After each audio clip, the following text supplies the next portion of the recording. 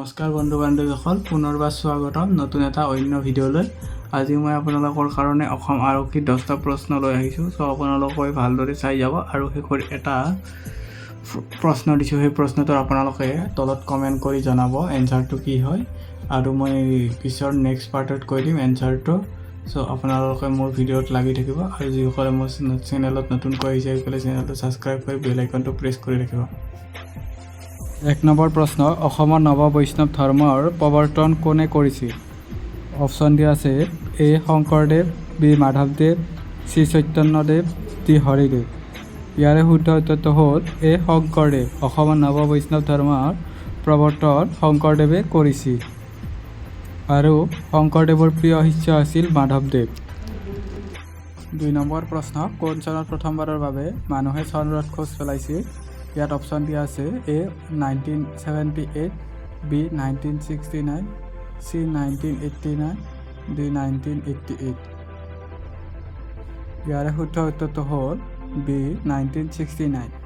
চন্দ্ৰত প্ৰথমবাৰৰ বাবে মানুহে খোজ পেলাইছিল 1969ত, আৰু সেই মানুহজন হৈছে আমেৰিকাৰ নীল আৰ্মষ্ট্ৰং। নীল আৰ্মষ্ট্ৰঙে প্ৰথমবাৰৰ বাবে চন্দ্ৰত খোজ পেলাইছিল। নম্বৰ প্ৰশ্ন, কোন চনত বাবৰে ভাৰতত মোগল শাসন প্ৰতিষ্ঠা কৰিছিল? অপশ্যন এ 1535 চনত, বি 1826 চনত, চি 1921 চনত, ডি 1526 চনত। ইয়াৰে শুদ্ধ উত্তৰটো হ'ল ডি 1526 চনত। 1526 চনত বাবৰে ভাৰতত মোগল শাসনৰ প্ৰতিষ্ঠা কৰিছিল, আৰু বাবৰৰ এটা উপাধি আছিল, সেই উপাধিটোৰ নাম হ'ল পাটশ্বাহ। নেক্সট কুৱেশ্যন, কোন চনত এছিয়া কাপ আৰম্ভ হৈছিল? অপশ্যন দিয়া আছে এ 1870 চনত, বি 1971 চনত, চি 1984 চনত, ডি 1881 চনত। ইয়াৰে শুদ্ধ উত্তৰটো হ'ল চি 1984 চনত। 1984 চনত এছিয়া কাপ আৰম্ভ হৈছিল।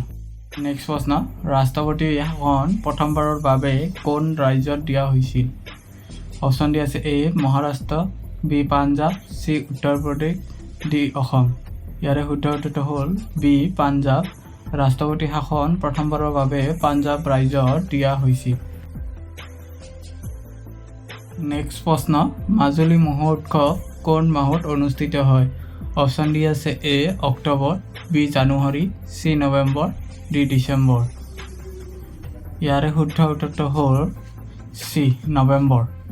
মাজুলী মহো উৎসৱ নৱেম্বৰ মাহত অনুষ্ঠিত কৰা হয়। কোনখন ঠাইক ভাৰতৰ ছুইজাৰলেণ্ড বুলি কোৱা হয়? অপশ্যন দিয়া আছে A Karnataka, B Bengaluru, C Kashmir, D Kerala. ইয়াৰে শুদ্ধ উত্তৰটো হ'ল চি কাশ্মীৰ। ভাৰতৰ ছুইজাৰলেণ্ড বুলি কাশ্মীৰক কোৱা হয়, আৰু কেৰেলাক কোৱা হয় মছলাৰ বাগিচা বুলি। অগ্নিদেউকা নামৰ গ্ৰন্থখনৰ লেখক কোন? অপশ্যন দি আছে A Mahatma Gandhi, B Jawaharlal Nehru, C Abdul Kalam, D Raghunath Chowdhury. ইয়াৰে শুদ্ধ উত্তৰটো হ'ল চি আব্দুল কালাম। অগ্নিদেউকা নামৰ গ্ৰন্থখন আব্দুল কালামে লিখি উলিয়াইছিলে। এপিজে আব্দুল কালাম যিজন আমাৰ ভাৰতৰ প্ৰাক্তন ৰাষ্ট্ৰপতি আছিল, আৰু আব্দুল কালামে আত্মজীৱনীখন লিখি উলিয়াইছিলে, আৰু এইখন লিখি উলিয়াইছিলে 1999 চনত। প্ৰশ্ন, চেৰেং কোনখন দেশত আয়োজন কৰা ভাৰতীয় মহোৎসৱ? অপশ্যন দিছে এ চীন, B Japan, C America, D দক্ষিণ কোৰিয়া। ইয়াৰে শুদ্ধ উত্তৰটো হ'ল ডি দক্ষিণ কোৰিয়া। চেৰেং দক্ষিণ কোৰিয়া দেশত আয়োজন কৰা ভাৰতীয় মহোৎসৱ, আৰু এইটো জানি ল'ব দক্ষিণ কোৰিয়াৰ ৰাজধানী হৈছে ছিউল।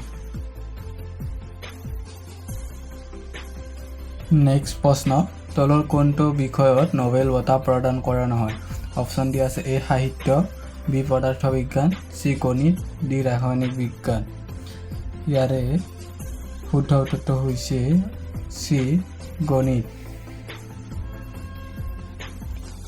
গণিত বিষয়ত নোবেল বঁটা প্ৰদান কৰা নহয়, আৰু নোবেল বঁটা প্ৰদান কৰা হয় মুঠতে 6টা বিষয়ত। সেইকেইটা হৈছে 1 নম্বৰ সাহিত্য, 2 নম্বৰ হ'ল পদাৰ্থ বিজ্ঞান, 3 নম্বৰ হ'ল ৰাসায়নিক বিজ্ঞান আৰু 4 নম্বৰ হ'ল চিকিৎসা বিজ্ঞান আৰু 5 নম্বৰ হ'ল শান্তি আৰু 6 নম্বৰটো হ'ল অৰ্থনীতি বিজ্ঞান। এই 6টা বিষয়ত নোবেল বঁটা প্ৰদান কৰা হয়। মেকং নৈ দেখিলেও কাৰ ৰচনা? অপশ্যন দিয়া আছে এ Nirmal Prabha Bordoloi, B Chandra Kumar Agarwala, B Padmanath গোহাঁইগোহাঁই, T Hem Barua. ইয়াৰে এনচাৰটো আপোনালোকে তলত কমেণ্ট কৰি জনাব আৰু মই নেক্সট ভিডিঅ'ত ইয়াৰে এনচাৰটো কৈ দিম। চ' আপোনালোকে মোৰ ভিডিঅ'বোৰ চাই যাব।